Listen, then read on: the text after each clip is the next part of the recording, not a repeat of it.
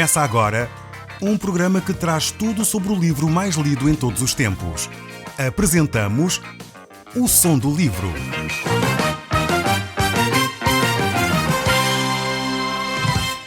Seja muito bem-vindo. Neste podcast vai encontrar o livro mais conhecido e lido em todo o mundo. Vamos levá-lo numa viagem pela história da humanidade.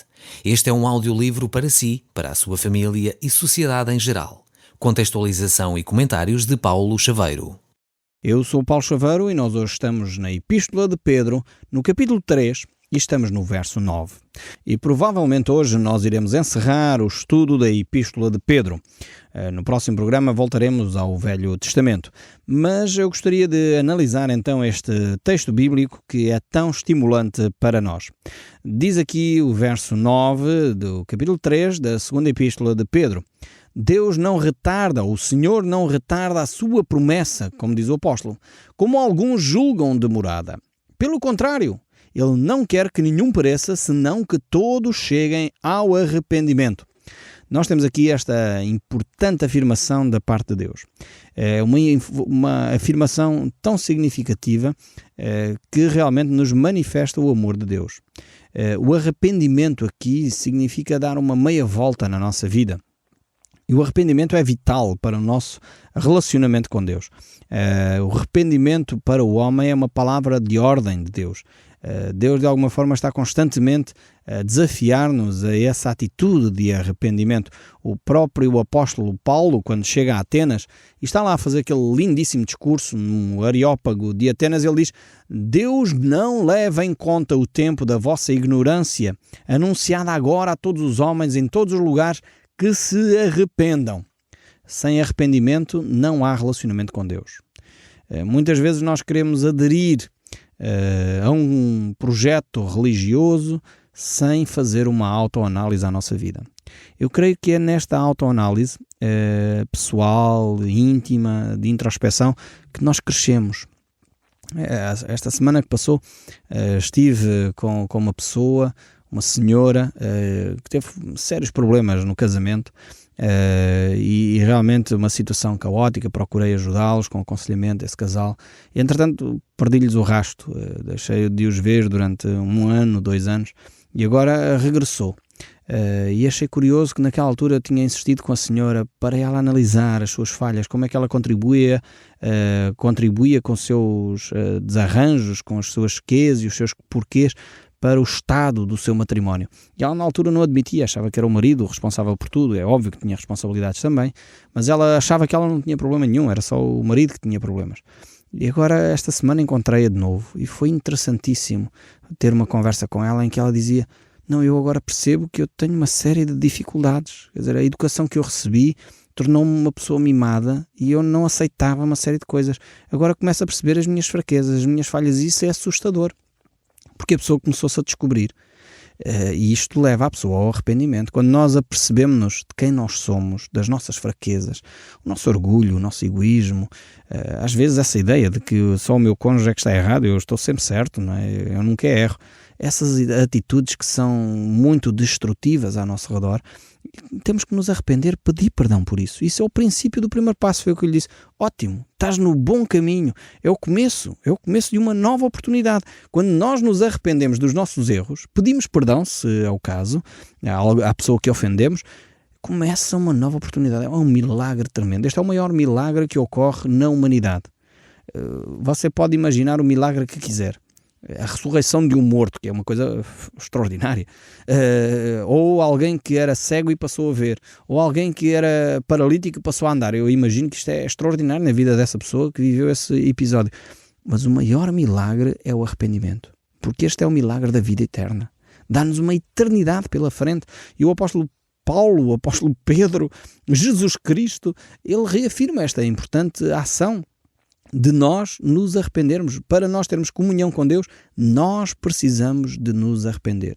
Se nós não concordamos com Deus nisto, dificilmente nós vamos passar a viver uma vida de acordo com os padrões de Deus. Aliás, como nós estudamos no livro de Amós, onde dizia: 2 poderão andar juntos se não estiverem de acordo, e a resposta óbvia é não, nem pensar. Quer dizer, e se nós não estamos de acordo com Deus, quanto à nossa natureza, quanto àquilo que precisamos fazer, então é difícil nós andarmos juntos com Deus. Então Deus está a dizer claramente que nós precisamos de arrependimento, precisamos de mudar de atitude, precisamos de reconhecer as nossas fraquezas e dizer: Senhor, Tu que és o Deus gracioso, entrego-te a minha vida nas Tuas mãos para receber o perdão que Tu dás através do sangue de Jesus Cristo derramado na cruz. Esta é a mensagem do Evangelho. Se nós não reconhecermos a necessidade do perdão, então todo o cristianismo é oco e vazio.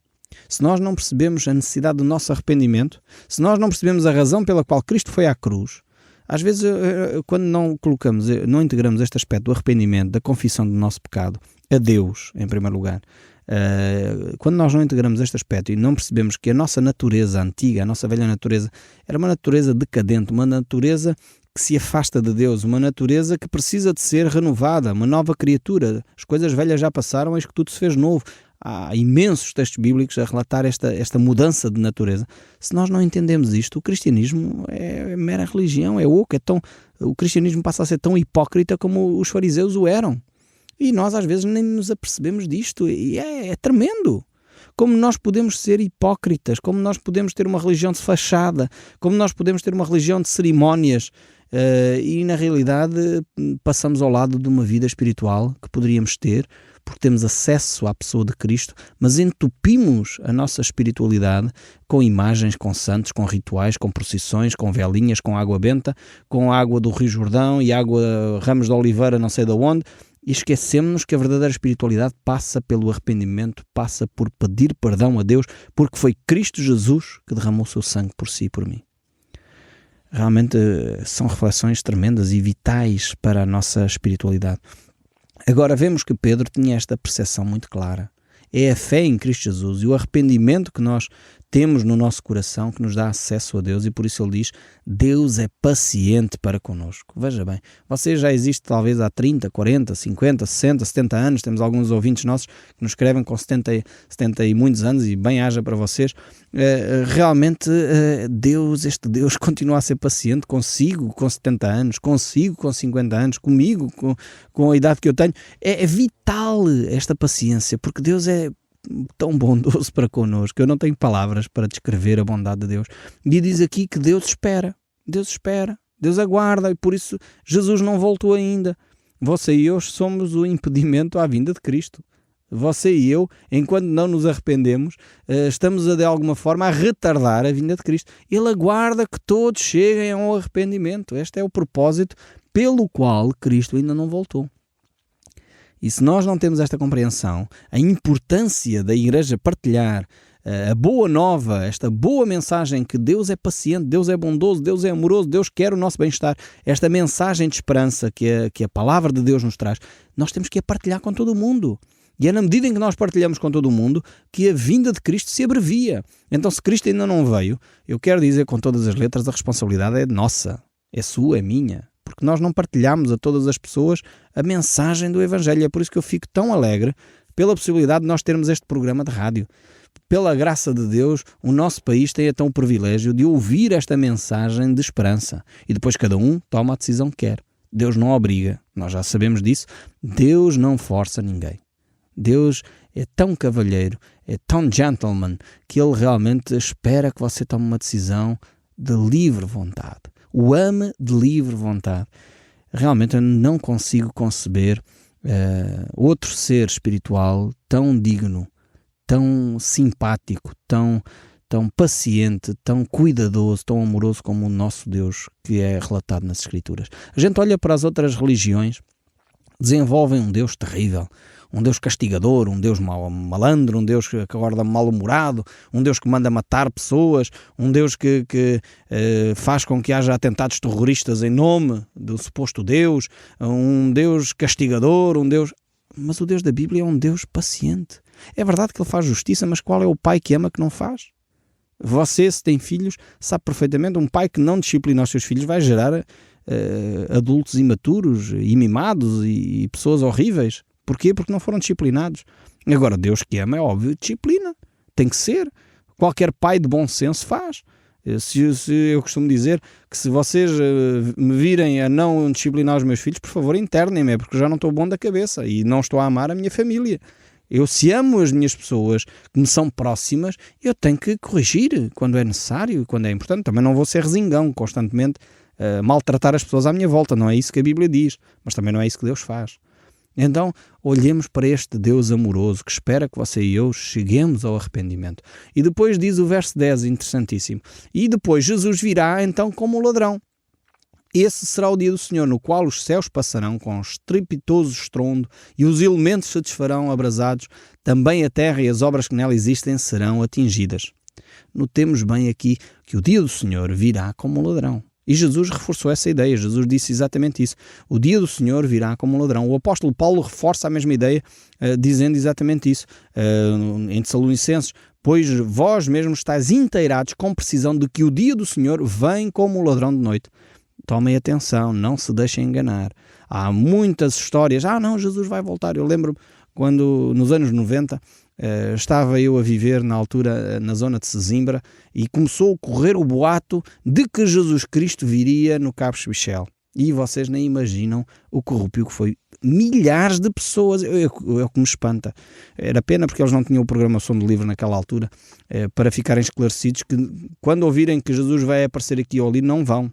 Não vão, porque é mentira. Porque ninguém sabe o dia nem a hora em que Cristo vai voltar. Está escrito na palavra. Então foi uma tristeza ver aquele Cabo Espichel cheio de carros, um trânsito louco, porque supostamente Jesus iria aparecer ali. Ninguém sabe o dia nem a hora. É o que diz as Escrituras. Não se deixem enganar pelos falsos mestres que inventam mentiras para enganar, se possível fosse até os eleitos. Mas graças a Deus, aqueles que conhecem a Cristo têm a mente esclarecida, não se deixam enganar.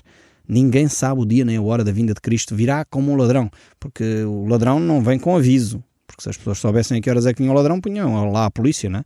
Chamavam a polícia, preparavam-se para receber o ladrão. Ninguém sabe o dia nem a hora. E depois prossegue o verso 11. Visto que todas estas coisas hão de ser assim desfeitas, deveis ser tais como os que vivem em santo procedimento e piedade. Ou seja, depois o apóstolo Pedro diz que a terra vai ser destruída e por isso mesmo, por causa da terra ser destruída, temos que viver em piedade, viver em santidade. Agora, eu sei que há aí confissões religiosas que dizem: não senhor, a terra não vai ser nada destruída. Mas não é isso que a Bíblia diz. Se você tem a mesma Bíblia que eu, se você tem a sua Bíblia aberta, pode ver exatamente o que o texto bíblico diz aqui em 2 Pedro, capítulo 3, verso 10. Diz que os elementos se desfarão abrasados. Também a terra e as suas obras, as obras que nela existem, serão atingidas. É verdade que Deus tem todo o poder para transformar esta terra, isso não há dúvidas absolutamente algumas. Mas não criemos ilusões. Deus vai julgar. Deus vai julgar. Deus não é um Deus cinzento, não é um Deus maldoso, é um Deus que tem paciência. Há milhares de anos que Ele espera, aliás, Ele até permite ser ridicularizado pelo homem, aguardando pacientemente que o homem se arrependa. Mas um dia Ele vai fazer justiça. E Ele fará justiça. Isso também ao mesmo tempo consola o meu coração, sabem? É que eu sei que Deus é justo. Deus não vai cometer injustiça, ou seja, Ele não vai julgar as pessoas de uma forma incoerente, ou Ele não vai julgar as pessoas de uma forma errada. Ou seja, quando Deus disser esta é a sentença, e se nós não recebemos o sangue de Cristo para purificar as nossas almas, então nós estaremos perfeitamente conscientes que Deus tem razão, porque Ele é justo. E é por isso mesmo que eu fico tranquilo no meu coração, porque eu sei que Deus julgará com justiça. Porque Deus não é um Deus injusto para julgar. Deus não vai condenar inocentes. Deus não vai condenar exageradamente. Deus não vai deixar de condenar quem merece condenação. Porque Deus é justo. E isso deve tranquilizar também a nossa alma. O nosso problema, sabem qual é? É que nós não estamos habituados à justiça. Nós estamos habituados à injustiça, às incoerências, e depois misturamos tudo. Mas Deus não é incoerente nem injusto. E isso deveria tranquilizar o nosso coração. E o apóstolo Pedro prossegue no verso 13 a dizer: nós, porém, segundo a sua promessa, esperamos novos céus e nova terra, nos quais habita a justiça. Algumas confissões religiosas têm pegado nestas questões e dizem: não, vai ser aqui na terra. Não, Deus vai renovar esta terra. Eu quero dizer que para mim é irrelevante. É uma discussão que, sinceramente, nem sei se vale a pena sequer iniciar. Mas pronto, como o texto bíblico está aqui, nós temos que analisá-lo, não é? E realmente a Bíblia mostra que Deus vai criar novos céus e nova terra. Se é aqui nesta galáxia, ou se é numa galáxia a 3 milhões de anos-luz daqui, para mim é completamente irrelevante. Eu não sei se para si faz questão de fazer uma guerra sobre isso, mas o facto é que nós vamos ter novos céus e nova terra, diz aqui o texto bíblico. Se é neste sítio e Deus vai renovar esta terra, ou se Ele pega num outro planeta lá no outro lado do universo e cria ali um novo céu e nova terra, sinceramente para mim é irrelevante. Facto é que Deus um dia vai julgar a humanidade e certo é que Ele nos vai dar um espaço de novo, agradável e útil para nós podermos viver uma eternidade, aí sim, com toda a qualidade de vida que nós desejamos. Esse sentimento de qualidade de vida que nós temos no nosso íntimo, Deus vai transportar, vai realizar, materializar nos novos céus e nova terra. Será um lugar de justiça, onde diz aí o texto bíblico que habita a justiça. Um novo céus e nova terra onde habita a justiça. Não será mais como no nosso mundo, onde a corrupção abunda, onde os juízes podem ser corrompidos, onde a justiça não acontece, onde as coisas prescrevem os processos porque alguém lhe interessou que aquilo não fosse a juízo.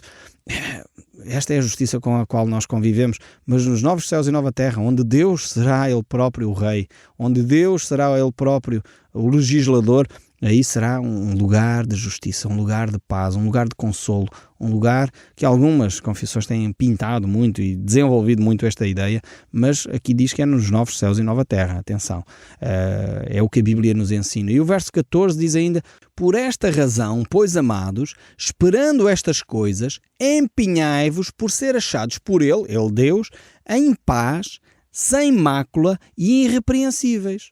Ou seja, não fiquemos a dormir na forma, como diz o povo. Não adormeçamos, lá porque Deus é paciente, lá porque Deus ainda não enviou Jesus Cristo, porque a Bíblia diz claramente que só o Pai sabe o dia e a hora, mais ninguém sabe o dia nem a hora. Não vale a pena ir a correr para o Cabo Especial, para o Cabo da Roca, para a Serra da Estrela ou outro lado qualquer, porque Cristo não vai aparecer quando nós esperarmos, vai aparecer no dia e na hora em que o Pai determinar, mas Deus vai trabalhar em nós. Deus não está adormecido, Deus não quer que nós adormeçamos.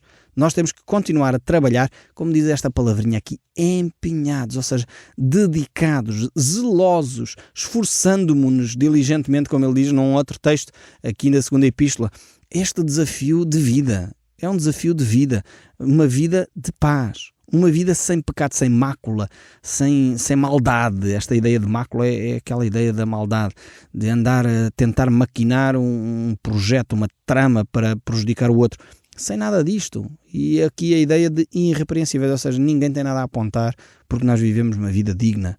Não há ali dúvidas sobre a forma como gerimos as nossas finanças, não há dúvidas na forma como conduzimos a nossa vida profissional, não há dúvidas sobre a nossa vida familiar, não há dúvidas sobre a nossa relação com os nossos amigos, não há dúvidas se aquilo é um caso de adultério ou é só uma amizade. Não há dúvidas, é irrepreensível. Não há condições de repreender porque vivemos vidas irrepreensíveis. Empenhai-vos nisto. Dediquem-se a isto. E é o que Deus sempre nos desafiou a fazer. É buscarmos em primeiro lugar o reino de Deus. Porque o nosso reino não é daqui, afinal de contas. A nossa vida está, o nosso tesouro tem que estar no além. Tem que estar no coração de Deus. Esta deve ser a motivação da nossa vida. Quando um crente passa muito tempo, mais tempo até, preocupado com a conta bancária, mais preocupado com a casa que vai ter ou deixa de ter, com o carro XPTO que vai ter ou não vai ter, com o telemóvel ou com o micro-ondas. Quando um cristão passa mais tempo com isto do que a pensar na eternidade, alguma coisa vai de errado nessa vida cristã. E sinceramente, olha, tenho ouvido essencialmente muita gente muito preocupada com estes fatores. E no fundo os seus discursos religiosos giram sempre em torno do mesmo discurso. O discurso é: vamos ter mais bens materiais, vamos ter mais isto, vamos ter mais aquilo, e a vida e o discurso religioso é em torno do ter, em vez do ser. O desafio de Jesus Cristo é que nós possamos viver em paz, viver sem mácula. Jesus foca a sua atenção, o texto bíblico foca a sua atenção no caráter de cada um de nós, e não na conta bancária. A conta bancária é um pequeno pormenor neste processo todo. Aliás, é interessante ver que quando Jesus confronta este mesmo Pedro, que agora faz esta afirmação tão linda, ele diz: Pedro, tu me amas? Jesus aponta para o coração e a resposta de Pedro é: Senhor, tu sabes tudo, tu sabes que eu te amo. E aqui esta grande diferença, esta grande mudança neste apóstolo que havia negado a Jesus. Ele passou a reconhecer que amava a Jesus, ele reconhece que isso é vital e ele tornou-se de facto esse vaso de bênção para todos aqueles que puderam partilhar e ouvir a mensagem que ele proclamava através da ação do Espírito Santo. E esta é a forma como Deus nos pode usar. Porque é que Pedro fez esta diferença? Porque ele reconheceu o seu pecado, chorou amargamente sobre o seu pecado, recebeu o Espírito Santo e por causa dessa unção do Espírito Santo ele pôde ser usado por Deus. Agora a grande questão é porque é que tantos cristãos não são usados por Deus. E eu creio que muitas vezes nós não somos usados por Deus porque não deixamos que o Espírito Santo tenha plena ação em nós. E aqui o ser usado por Deus é nas coisas simples e triviais do dia. É dar um copo de água a quem tem sede, como diz Jesus. É poder partilhar as coisas com os necessitados. E nós encontramos na Bíblia constantemente esta diferença entre aqueles que aceitam a Deus e se arrependem e aqueles que não aceitam. Saúl, por exemplo, ele pecou contra Deus, mas nunca se arrependeu e por isso Deus o rejeitou. Davi pecou contra Deus, sim, sem dúvida, mas arrependeu-se e Deus chamou um homem segundo o seu coração. Temos Caim, por exemplo. Caim fez uma oferta lindíssima, mas no entanto ele deixou subir o orgulho ao seu coração, pecou contra Deus, mas nunca se arrependeu. Abel fez uma oferta lindíssima, mas arrependeu-se e entregou isso a Deus. E nós encontramos estes exemplos nas Escrituras constantemente. O grande desafio é vivermos e arrependermos do nosso pecado. Depois o apóstolo Pedro prossegue ainda, estamos a caminhar para o fim desta epístola e diz: e tendo por salvação a longanimidade do nosso Senhor, com igualmente o nosso amado irmão Paulo vos escreveu segundo a sabedoria que lhe foi dada. Agora o apóstolo Pedro diz, ok, o apóstolo Paulo escreveu também para vós e segundo a sabedoria que lhe foi dada. Então mais uma vez aqui o apóstolo Pedro fala acerca desta paciência de Deus, como ele já tinha falado anteriormente, que é pela paciência de Deus para connosco, aguardando Deus que cada um de nós se arrependa. É por isso que Deus ainda não enviou o seu amado Filho para chegar à terra. E ele prossegue ainda nesta reflexão, falando acerca do apóstolo Paulo, ao falar acerca destes assuntos, como de facto costuma fazer em todas as suas epístolas, nas quais há certas coisas difíceis de entender, que os ignorantes e instáveis deturpam, como também deturpam as demais escrituras, para a própria destruição deles. Ou seja, o apóstolo Pedro, por um lado, reconhece o apóstolo Paulo como no fundo um autor sagrado também, ao mesmo tempo reconhece que há coisas que são difíceis de entender e nós temos que admitir que há coisas que são difíceis de entender, mas também ele admite que há pessoas que deturpam as escrituras e por isso ele diz: vós, pois amados, prevenidos como estáis de antemão, acautelai-vos, não suceda que, arrastados pelos erros desses insubordinados, descaiais da vossa própria firmeza. E termina esta epístola dizendo: antes crescei na graça, no conhecimento do nosso Senhor e Salvador, Jesus Cristo. E esta é a grande revelação, é o grande desejo do apóstolo Pedro, que nós estejamos atentos aos falsos mestres, mas acima de tudo, que cresçamos na graça e no conhecimento do nosso Senhor. E este é o meu desejo também, sincero, para cada um de vocês. O Som do Livro, uma produção da Rádio Transmundial de Portugal.